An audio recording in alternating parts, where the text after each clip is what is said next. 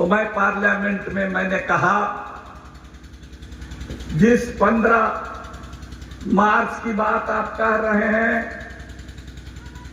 जिसको ये वही दिन है जब खानवा के मैदान में जो राजस्थान में है, वहां पर बाबर अपनी सेना लेकर के आया था और बाबर को बुलाया था।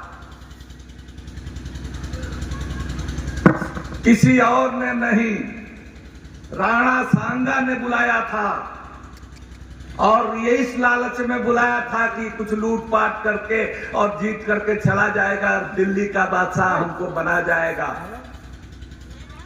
लेकिन जब उसको लगा कि ये नहीं बात बनने वाली है, तो हसन खां मेवाती साहब के यहां आया कि हमारा साथ दीजिए। और ये आए, इन्होंने कहा कि हमारा मुल्क पहले है, आपने जो माजी में गलती की उसको माफ करता हूं। और अपने 12,000 सिपाहियों के साथ खानवा के मैदान में हसन खां मेवाती चले गए। लड़ाई शुरू हुई। राणा सांगा भाग खड़े हुए, क्यों न खड़े हों। हिंदुस्तान की सरजमी पर पहली लड़ाई है जिसमें गोला बारूद का, बंदूक का इस्तेमाल हुआ। उसके पहले सारी लड़ाई रवायती हथियारों से होती थी, तलवार से, भाला से, फरसा से, गणसा से।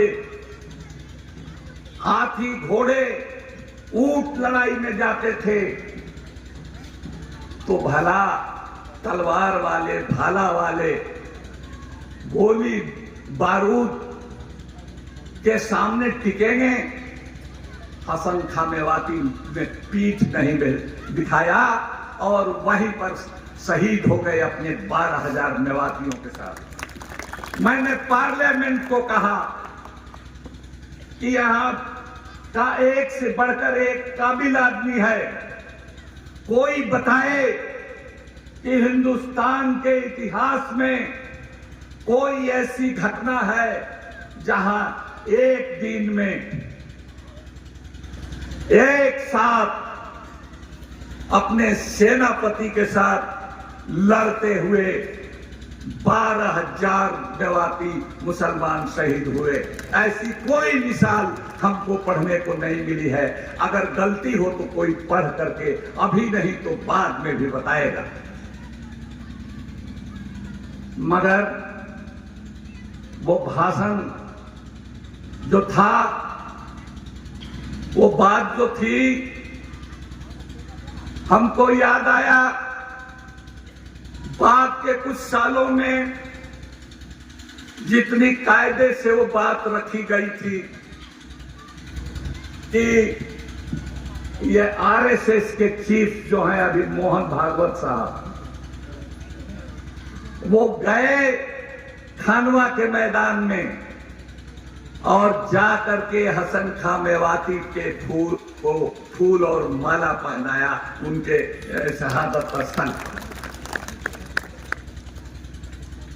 अभी इन्होंने बताया कि खट्टर साहब की सरकार में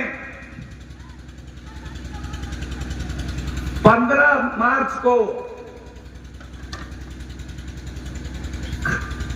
हसन खां मेवाती दिवस के रूप में मनाया जाएगा, सरकारी तौर पर प्रकट हो गया। यह अच्छी बात है, लेकिन हम कहना चाहते हैं कि ये काफी नहीं है कि कोई हमारे नेता के कब्र पर फूल चढ़ावे, कोई शहादत दिवस का ऐलान कर दे। इतना ही काफी नहीं है। असल बात यह है कि इस मुल्क में रूल ऑफ लॉ रहना चाहिए, कानून की हुकूमत रहनी चाहिए, चाहे वो मेवाती हो, चाहे वो दूसरे किसी भी कौम के लोग हैं हो। लेकिन इस देश में खास करके मुसलमानों के लिए, दलितों के लिए, पिछड़ों के लिए रूल ऑफ लॉ नहीं है आज की तारीख में। अभी पार्लियामेंट में संविधान पर चर्चा चल रही है। प्रधानमंत्री जी ने संविधान को माथा लगा करके चूमा, एक धार्मिक पुस्तक जैसा। नहीं, संविधान का पालन नहीं हो रहा है। जो रूल ऑफ लॉ की बात हम करते हैं, वो संविधान के पालन की बात करते हैं। सिर्फ मेवातियों के लिए ही नहीं करते हैं, सारे जो हिंदुस्तानी शहरी हैं उनके लिए कहते हैं, खास करके जो कमजोर लोग हैं उनके लिए कहते हैं। मॉब लिंचिंग जब तक बंद नहीं होती, जब तक लव जिहाद के नाम पर, जब तक जगह जगह मंदिरों मस्जिदों की खुदाई नहीं बंद होती, तब तक सिर्फ इस तरह की जुमलेबाजियों से हम बहकावे में आने वाले नहीं हैं। ये बड़ी चालाक लोग हैं। हमारे पसमानदा मुस्लिम महाज के जनरल सेक्रेटरी भी रमजान चौधरी साहब हैं। हम लोगों ने चिट्ठी लिखी मोदी जी को, जब उन्होंने कहा कि हमको पसमानदा से हमदर्दी है 2 साल कबल हैदराबाद की मीटिंग में, और कहा कि पसमानदा स्नेह यात्रा निकालिए आप लोग, वोट मिले न मिले उनके यहां जाइए, उनका हालचाल पूछिए। फिर दिल्ली की मीटिंग में भी इस बात को दोहराया, फिर भोपाल के भाषण में इस बात को दोहराया, लेकिन मॉब लिंचिंग नहीं रुकी। यहां पिछले कुछ महीने पहले जो कुछ भी हुआ, मैं तड़फड़ा रहा था यहां आने के लिए, इजाजत नहीं मिली। रमजान चौधरी साहब ने कहा कि प्रशासन इजाजत नहीं दे रहा है किसी को आने के लिए। मैं पटना से दिल्ली आया था इसी बात के लिए कि चलूंगा, क्या हालात है, किस तरह बुलडोजर चल रहा है, किस तरह लोगों की गिरफ्तारियां हो रही हैं।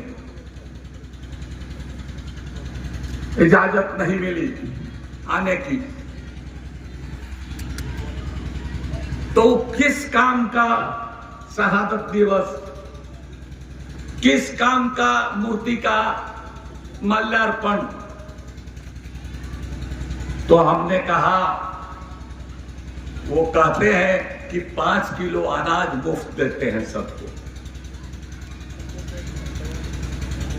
मुसलमानों के साथ कोई भेदभाव नहीं करते हैं। मेरा कहना है कर भी नहीं सकते हैं, जा कर के। तो हम अपने लोगों से कहा कि इस तरह के लॉलीपॉप में नहीं आना है, और एक शेर के साथ कि अमीर शहर की हमदर्दियों से बच के रहना, अमीर शहर की हमदर्दियों से बच के रहना। ये सर से बोझ नहीं, सर ही उतार लेते हैं, सर ही उतार लेते हैं। आपने ये काम किया है, 47 जैसे हालात एक बार फिर इस मुल्क में पैदा करने की कोशिश हो रही है। आपने पिछला जो हादसा हुआ, बुलडोजर चला वगैरह, वह तो एक ट्रेलर था। आप ये समझ लीजिए कि खतरा टला नहीं है। जिस हिकमत अमली और दूरंदेशी से आपने काम लिया, उसी तरह से आप आगे भी काम लेते रहेंगे।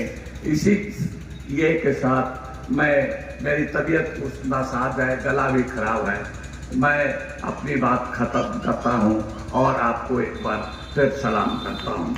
बहुत बहुत